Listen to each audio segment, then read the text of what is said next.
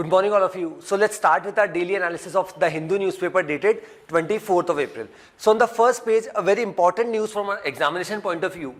What the title of the news says, Amritpal held in Punjab shifted to jail in Assam. So यहाँ पे क्या हुआ है, finally यहाँ पर 36 दिन की मेहनत के बाद जो हमारी पंजाब पुलिस है और जो हमारी स्पेशल इंटेलिजेंस ब्यूरो है, उन्होंने अमृतपाल सिंह जो वारिस दे पंजाब जो आउटफिट है उसका जो हेड था उसको फाइनली यहाँ पर पकड़ लिया है। ये जो पूरा यहाँ पर डिटेंशन हुआ, इसमें जो यूनियन होम मिनिस्ट्री है और बाकी हमारी काफ़ी सारी जो मिनिस्ट्रीज़ है वो काफ़ी मिलके यहाँ पर काम कर रही थी, क्योंकि अमृतपाल सिंह जो एक हमारे देश में समय समय पे हम देखते हैं, स्पेशली फॉरेन कंट्रीज़ में जिस तरीके से हम देखते हैं कि खालिस्तानी मूवमेंट को बढ़ाने का काम करता है, वो यहाँ पे अमृतपाल सिंह कर रहा था। अब हुआ क्या है कि यहाँ पे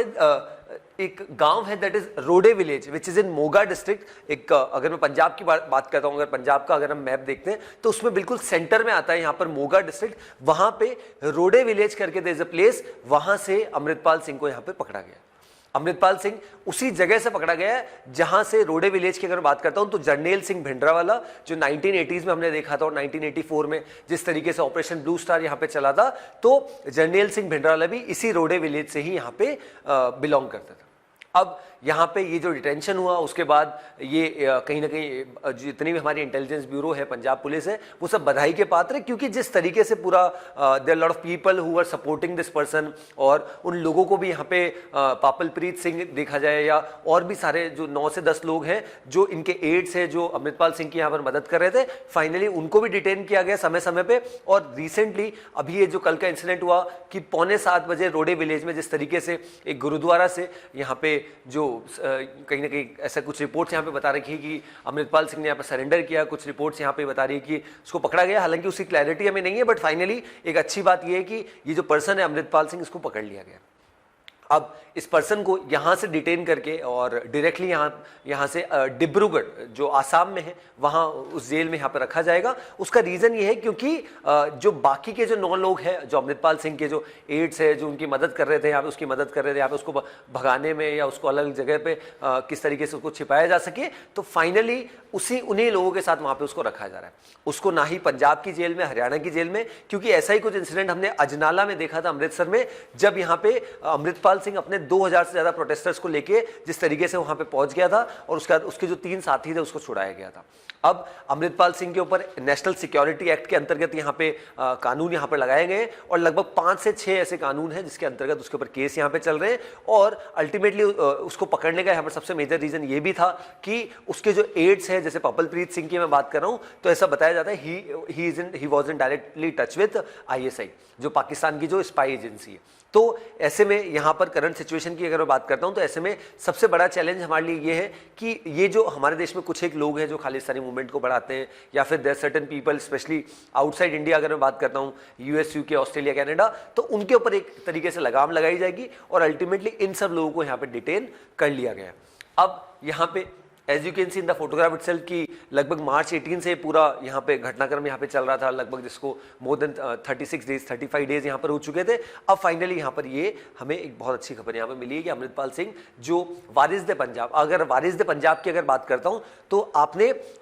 दीप Sidhu there was a person जिसका रोड एक्सीडेंट में यहाँ पर डेथ हो गई थी। तो ये जो पर्सन है दैट इज अमृतपाल सिंह, ये फरवरी 2022 लगभग पिछले साल ये भारत आया था और वारिस दे पंजाब का जो आउटफिट है उसको यहाँ पे इसने हेड कर लिया था। हालांकि जो दीप सिद्धू के जो फैमिली मेंबर्स हैं उनका ऐसा मानना था कि हम इसको सपोर्ट नहीं करते और उन्होंने कहीं ना कहीं अपने आप को साइडलाइन कर दिया था कि अब हमारा वारिस दे पंजाब से कोई लेना देना नहीं है। दीप सिद्धू जो हमारा फैमिली मेंबर था वो इसको चला रहा था, लेकिन क्योंकि यहाँ पर जो अमृतपाल सिंह है वो अब यहाँ पे इसका हेड बन चुका है और वो कहीं ना कहीं खालिस्तान मूवमेंट को यहाँ पर बढ़ावा दे रहा है, तो हम उसको कतई यहाँ पे सपोर्ट नहीं करते।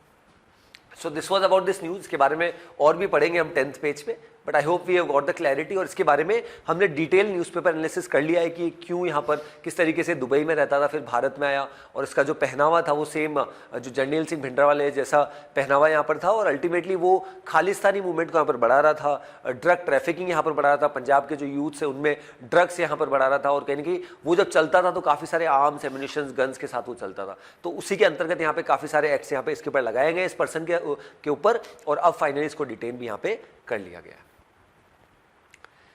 चलिए आगे बढ़ते हैं। City part we can skip.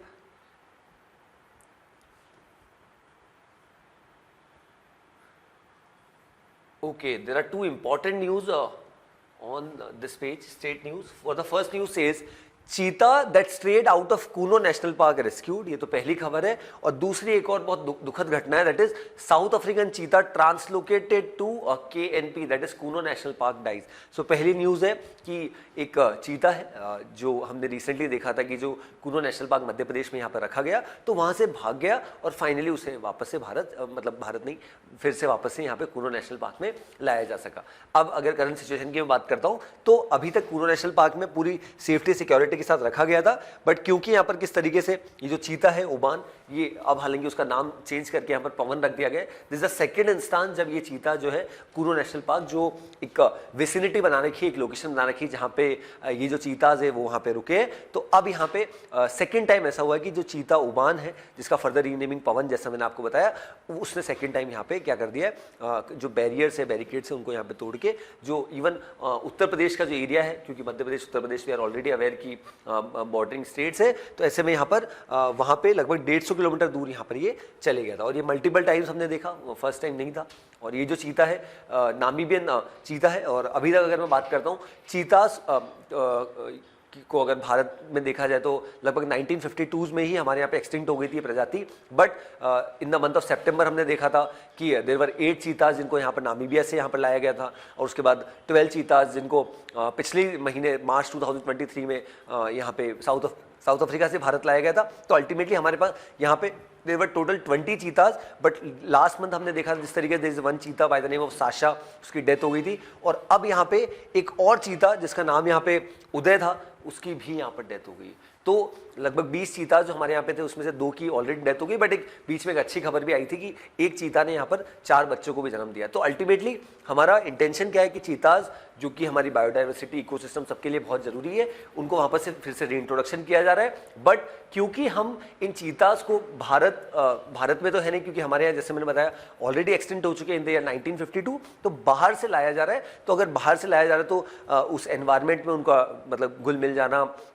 Proper rainfall होना, प्रॉपर प्रे मिलना उनको खाने के लिए, तो lot of factors are there. But पिछले कुछ समय से जिस तरीके से हमने देखा, तो अभी यहाँ पे 2 जो चीताज है उनकी यहाँ पर दुखद मृत्यु यहाँ पर हो चुकी है, ऐसा यहाँ पे हमने देखा है। और जो कूनो नेशनल पार्क की अथॉरिटीज़ है, they are taking due consideration कि क्यों ये हो रहा है, क्या रीज़न है। क्योंकि पिछला वाला जो चीता दैट इज साशा की जो डेथ हुई थी, that was because of kidney failure, और अब यहाँ पे एक और चीता की यहाँ पर डेथ हो चुकी है। और ये जो चीता था वो साउथ अफ्रीका से लाया गया था। तो अब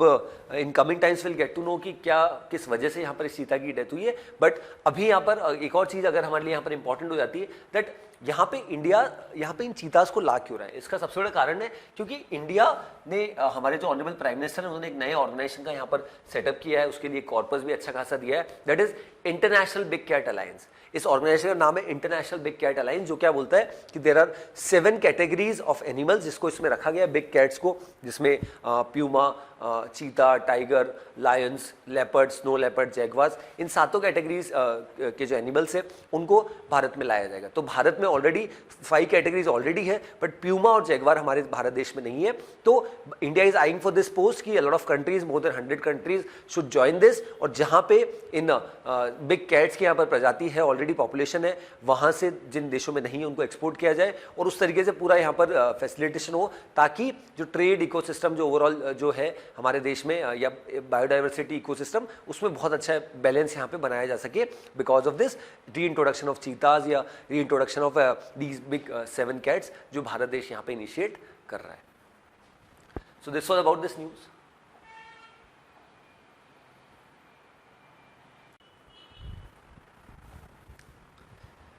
चलिए आगे बढ़ते, नेक्स्ट न्यूज पे आ जाता हूं। Okay, so today we'll be discussing 3 editorials and 1 opinion. So what the title of the first editorial says, India as most populous can be more boon than bane. So यहाँ पे author ने बात की कि recently United Nations की एक report आती है, और उस रिपोर्ट में ऐसा पता चला है कि भारत की आबादी जो चाइना से, क्योंकि अभी China is the most populous country, लगभग मिड 2023 अगर हम देखें इसी साल, तो वो चाइना को सरपास कर देगी, और हमारी जो पॉपुलेशन है वो लगभग 142.86 करोड़ यहाँ पे हो जाएगी, वही चाइना की पॉपुलेशन 142.57 करोड़ हो जाएगी। अब इसकी क्लियरली यहाँ पर डेट हमें नहीं पता, रीजन भी ऑर्डर ने इस चीज को साइड किया है कि हमारे देश में सेंसस इस बार नहीं हुआ। सेंसस जो हमारे देश में हर 10-10 साल में होता है, लास्ट सेंसस जो है सेंसस 2011 में हुआ था, जिसमें जनगणना होती है, सारी चीजें मतलब पॉलिसी जो बनाई जाती है फ्यूचर पर्सपेक्टिव को देखते हुए, इस वजह से सेंसस किया जाता है। बट सेंसस 2021 में नहीं हुआ, उसका रीजन क्या है? Because of Covid. फिर 2022 में भी नहीं हो पाया, हमने सेकेंड वेव देखी, और 2023 की भी अगर बात करें तो अभी भी थोड़े से केसेस है। हालांकि कोविड सबसे बड़ा रीजन नहीं है, बट सेंसस अपने आप में एक लेंदी प्रोसेस है जिसमें लगभग 10 से 11 महीने का समय लगता है, और पूरे क्वेश्चनर्स और पूरी सब चीज प्रिपेयर करने में 2 से 3 महीने का समय लगता है। तो अब अगर हम देखें 14 से 15 महीने अगर इसमें लगने हैं, और 14 से 15 महीने की अगर बात करता हूं तो 1 साल बाद हमारे देश में लोकसभा के इलेक्शंस आएंगे। सो दैट्स व्हाई अभी हमारे देश में सेंसस नहीं हो रहा, और आने वाले समय में after this 2024 Lok Sabha elections definitely हमारे देश में सेंसस हो सकता है। अब यहां पे बात की जाए तो ऑर्डर ने इस चीज को साइड किया कि क्योंकि हमारे पास सेंसस नहीं तो प्रॉपर डेटा नहीं है, बट हाँ ये जो यूएन की रिपोर्ट है उसमें ऐसा साइड किया गया है कि लगभग मिड 2023 तक इंडिया की जो पॉपुलेशन है वो सरपास करेगी किसको? चाइना को। अब यहां पे ऑथर ने क्या बात करी कि it entirely depends upon that nation कि अपनी पॉपुलेशन को पॉजिटिव वे में देखा जाए या नेगेटिव वे में देखा जाए। और अभी पिछले कुछ समय से जो हमारी गवर्नमेंट है वो बहुत ऑप्टिमिस्टिक है, बहुत पॉजिटिव है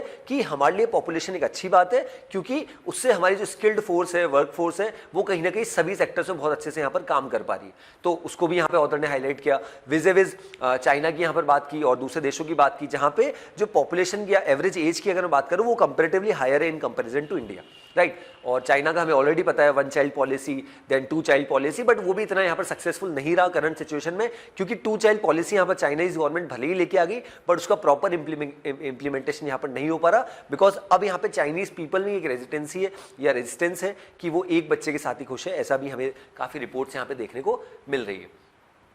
अब यहाँ पे अगर आगे बात करें तो क्या सिचुएशन है, तो ओवरऑल डेमोग्राफी की यहाँ पे बात की गई, और ऐसा भी बताया गया कि 2000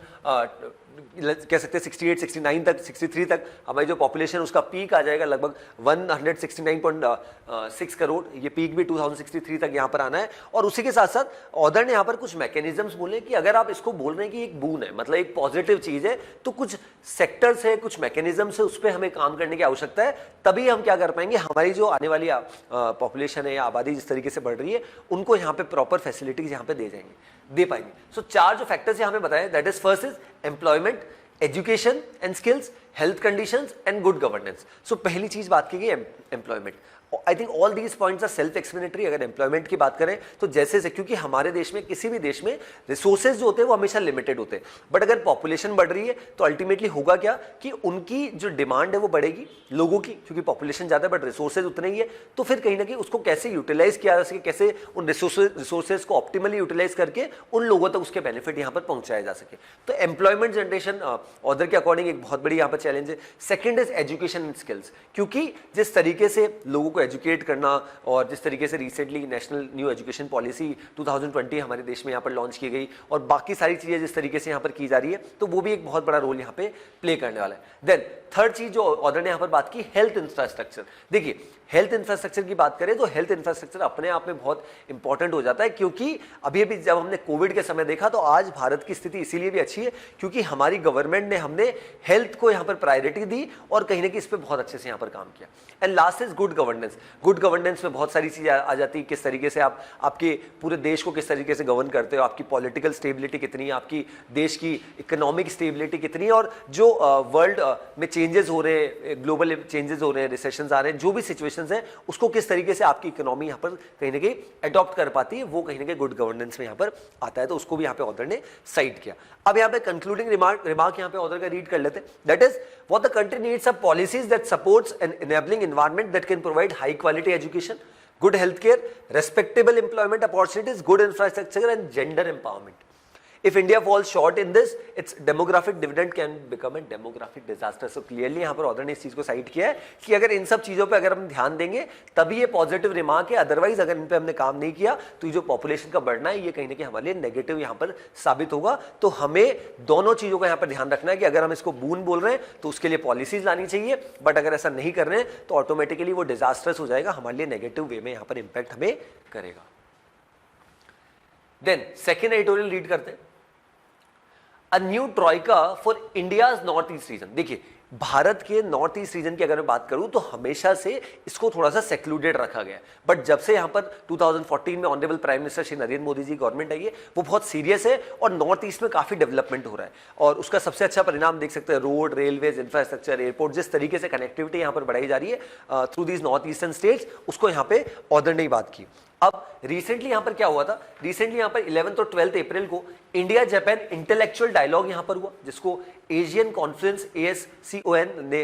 Agartala which is the capital city of Tripura यहां पर ये मीटिंग को कन्वीन किया। अब यहां पे ऑर्डर ने ट्रॉयका की अगर बात की तो ट्रॉयका में ऑर्डर यहां पे साइड करना चाह रहे हैं कि बांग्लादेश का रोल, जापान का रोल और भारत का रोल, कि किस तरीके से जो नॉर्थ ईस्ट है और इंडियन गवर्नमेंट का भी अल्टीमेट एम है कि किस तरीके से नॉर्थ ईस्ट को अपने आप में एक एक्सपोर्ट इंपोर्ट का ट्रेड को फैसिलिटेट करने के लिए एक बहुत बड़ा यहां पर हब बनाया जा सके, और उस हब को यहां पर बनाना है तो उसमें इन देशों को यहां पर साथ में आना पड़ेगा। जापान की अगर बात करें तो यहां पे ऑर्डर ने साइड किया किस तरीके से जापान के साथ हमने कुछ एग्रीमेंट्स यहां पर साइन किए, किस तरीके से यहां पे जो मतारबारी डीप सी पोर्ट है जिसका यहां पर काम चल रहा है और 2027 तक इसको स्टार्ट भी कर दिया जाएगा। इसी के साथ साथ जो बाकी अभी जो ये मीटिंग हुई इसमें जापानीज एम्बेसडर आए, उन्होंने जिस तरीके से नॉर्थ ईस्टर्न रीजन के प्रति यहाँ पर ऑप्टिमिस्टिक यहाँ पर बात अपनी रखी कि किस तरीके से नॉर्थ ईस्टर्न रीजन कहीं ना कहीं एक इकोनॉमिक हब यहाँ पर हो सकता है और ये जो पूरा एरिया है, रीजन है, साउथ एशियन रीजन, इसमें बहुत ज़्यादा इम्पैक्ट यहाँ पर कर सकता है इन टर्म्स ऑफ ट्रेड। उसी के साथ साथ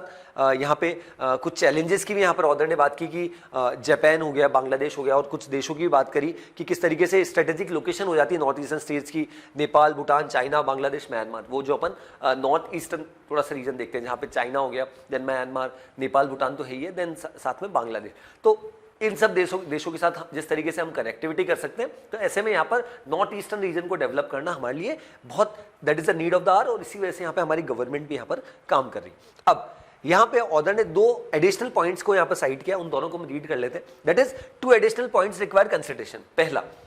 when issues of regional cooperation and integration are discussed, scant attention seems to be paid to the Bay of Bengal initiative for multi-sectoral and technical and economic cooperation, जिसको BIMSTEC की यहाँ पर बात की।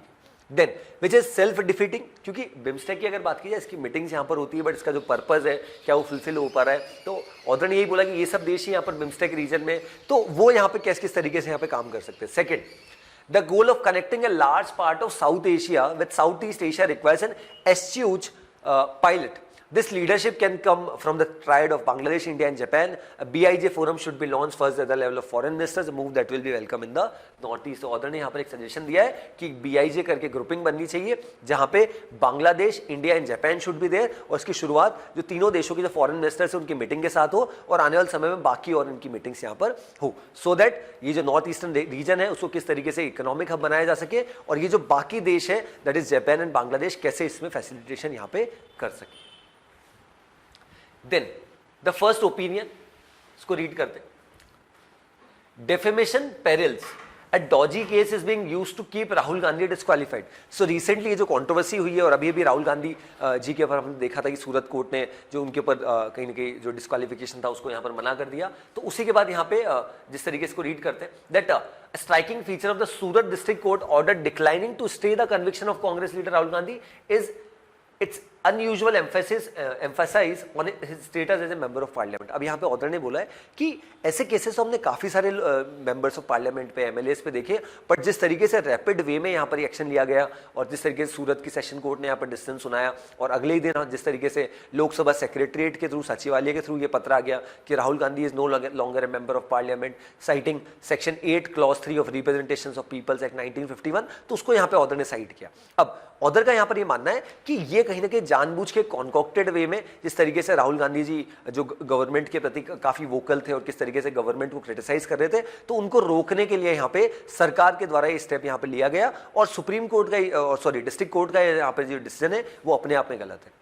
सेकेंड फेज में order ने बात की, हालांकि जो राहुल गांधी जी उनके पास ये अपॉर्चुनिटी है कि वो हाई कोर्ट में जा सकते हैं, सुप्रीम कोर्ट में जा सकते हैं, इसके लिए अपील फाइल कर सकते हैं, बट ऐसा हालांकि अभी तक नहीं किया गया। बट अल्टीमेटली ऑर्डर का ये मानना है कि ये जो किया जा रहा है ये जानबूझ के किया जा रहा है ताकि जो ऑनरेबल मेंबर ऑफ पार्लियामेंट है, फॉर्मर मेंबर ऑफ पार्लियामेंट और फॉर्मर कांग्रेस के जो चीफ है, उनकी इमेज को यहाँ पर डेंट किया जा रहा है और कहीं ना कहीं उन्हें डिस्क्वालीफाई यहाँ पर रखा जा रहा है from being a member of parliament, ताकि जो करंट रूलिंग गवर्नमेंट है उसको यहाँ पे अटैक नहीं कर सके, ऐसा यहाँ पर ऑथर का मानना है। और थोड़ा सा इसके बारे में बताया भी ये डिफेमेशन किस तरीके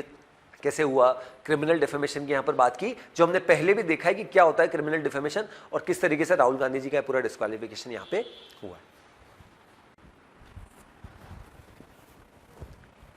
चलिए आगे बढ़ते हैं, नेक्स्ट न्यूज।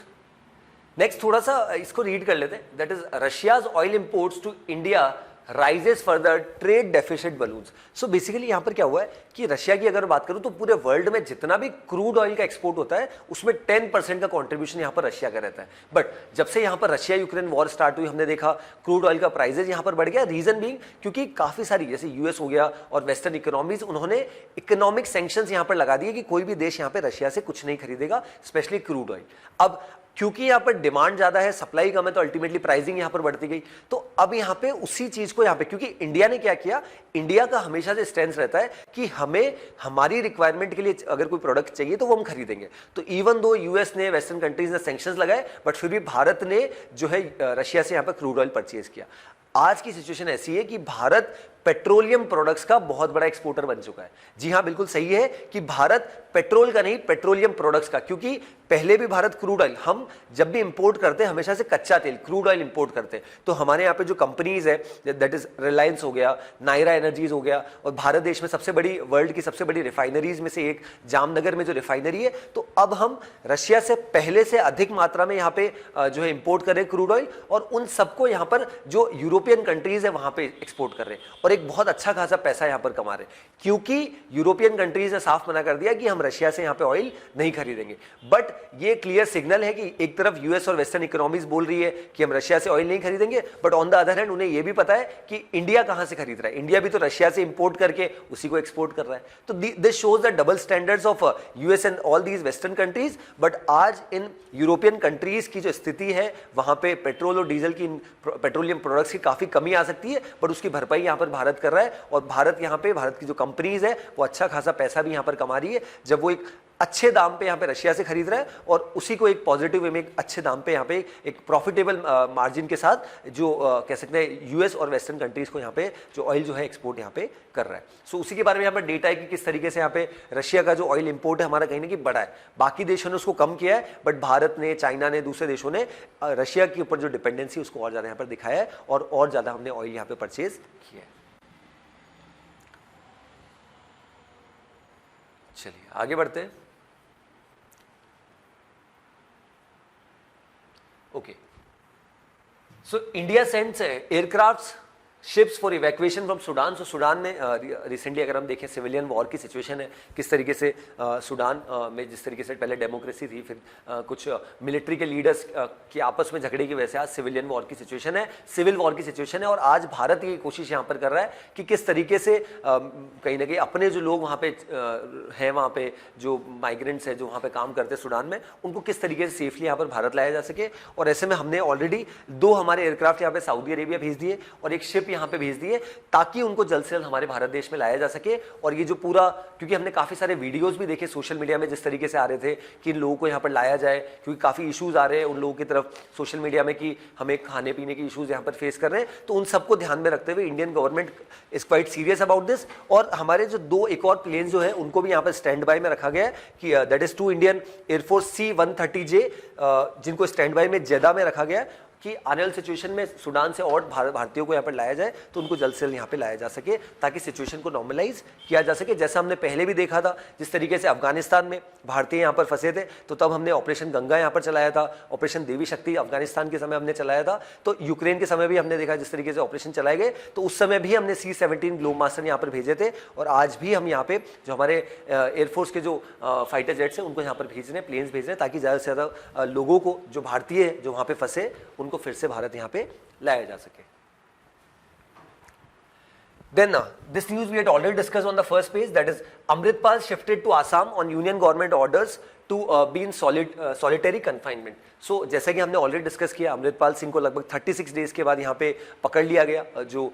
मोगा विलेज है उसका। तो फाइनली अब ये डिटेनमेंट यहाँ पर हुआ है। बट अमृतपाल सिंह को पंजाब या हरियाणा की जेल में नहीं रखा जा रहा, उसको डिब्रूगढ़ आसाम की जेल में रखा जा रहा है, जहाँ पे ऑलरेडी उसके जो 9 साथी है जिनको ऑलरेडी पकड़ा जा चुका है। तो अब यहाँ पे पंजाब और हरियाणा में नहीं रखने का रीजन वही है, क्योंकि जिस तरीके से अमराला में हमने देखा था, अमृतसर में बहुत सारे लोगों के साथ अमृतपाल सिंह वहां पे पहुंच गया था और वो कहीं ना कहीं एक ऐसा मैसेज था कि जिस तरीके से खालिस्तान मूवमेंट को बढ़ावा देने की कोशिश कर रहा है, बट अब यहाँ पे डिब्रूगढ़ जो एक तरीके से आसाम में आता है और कहीं ना कहीं एक एक्सट्रीम पॉइंट पे है, ताकि बहुत सारे लोग वहां ना जा सके और एक तरीके से प्रोटेस्ट ना कर सके। तो this is a very good move जो यहाँ पे इंडियन गवर्नमेंट के द्वारा लिया गया कि उसको पंजाब या हरियाणा की जेल में नहीं रखा गया। Then many celebrities get back the blue tick on their Twitter account. So ये थोड़ी सी कंट्रोवर्सी आ गई थी कि जिन लोगों ने $8 का जो पेमेंट है लगभग $650 का वो नहीं किया था, उनके ब्लू टिक्स यहाँ पे ट्विटर ने हटा दिए थे। काफ़ी सारा जो पॉपुलर हमने देखा था कि अमिताभ बच्चन जी ने भोजपुरी में यहाँ पर ट्वीट भी किया था। और अब यहाँ पे कुछ जो हमारे स्टार्स है, that is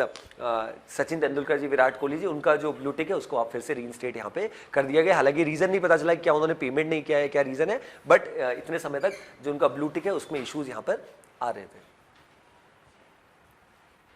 then next news,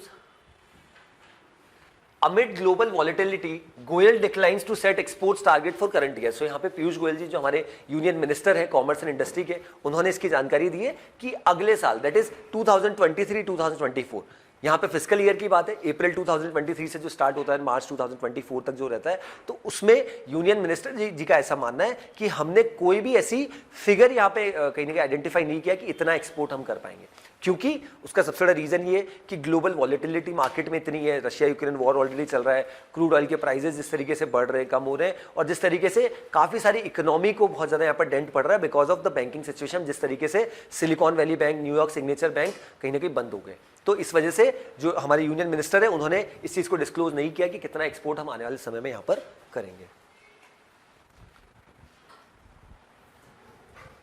then India and China holds 18 corps commander talks at Moldo. So Bharat और चाइना के जिस तरीके से रिलेशंस है उसको बेटर करने के लिए ऑलरेडी हमने देखा था 17 कॉर्प्स कमांडर टॉक्स, 17 टॉक्स यहाँ पर हो गई है, और 18वीं बातचीत यहाँ पे दोनों देशों के लीडर्स जो रिप्रेजेंटेटिव्स है उनके बीच में, जो ईस्टर्न साइड है चाइना की दैट इज इन मोल्दो, उसमें बातचीत हुई है। बट हमने पहले भी देखा कि चाइना के साथ समय समय पर हमारी बातचीत होती है बट कोई सोल्यूशन यहाँ पर नहीं आता। और चाइना ने रिसेंटली जिस तरीके से रीनेमिंग करी थी अरुणाचल प्रदेश में, जो हमारे देश की अरुणाचल प्रदेश में 11 प्लेसेस है उनका रीनेमिंग हुआ था, तो उसको भी यहाँ पर इंडियन गवर्नमेंट ने यहाँ पर गलत ठहराया था। बट फिर भी यहाँ पर राजनाथ सिंह जी ने बोला था कि हम बातचीत जरूर यहाँ पे कंटिन्यू रखेंगे, और वही चीज हुई है कि 18th कॉर्प्स कमांडर टॉक्स यहाँ पे हुई। Then the last news on the world section that is about Sudan itself, जिसके बारे में हमने थोड़ा ऑलरेडी डिस्कस किया है। That is nation scramble to evacuate citizens as Sudan battles rage. So यहाँ पे सुडान में जो सिविल वॉर की सिचुएशन है उसी को यहाँ पे हाईलाइट किया गया। और बेसिकली यहाँ पर अब क्या हो रहा है कि यूएस हो गया, बाकी दूसरे देश, यूके, तो उनके जो एम्बेसडर्स है जो वहाँ पे ऑलरेडी सुडान में, उनको वहाँ पे रेस्क्यू ऑपरेशन के थ्रू यहाँ पे फिर से उनके देश में बुलाया गया है। और अब यहाँ पे भारत भी उसी कोशिश में कि जल्द से जल्द हमारे जो ऑलरेडी जो कह सकते हैं इंडियन एयरफोर्स के जो फाइटर जेट्स हैं उनको ऑलरेडी यहाँ पर भेज दिया गया है, ताकि ज़्यादा से ज़्यादा जो भारतीय है जो वहाँ पे सुडान में फंसे उनको फिर से हमारे भारत देश में लाया जा सके। और इसमें हम सऊदी अरेबिया की और दूसरे देशों की यहाँ पर मदद भी कर रहे हैं और किस तरीके से उनकी मदद ले भी रहे हैं, ताकि जल्द से जल्द भारतीयों को जो वहाँ पे सुडान में फंसे उनको फिर से भारत लाया जा सके। So herein I conclude with today's session. I hope the session was insightful. That's all from my side. Thanks for watching.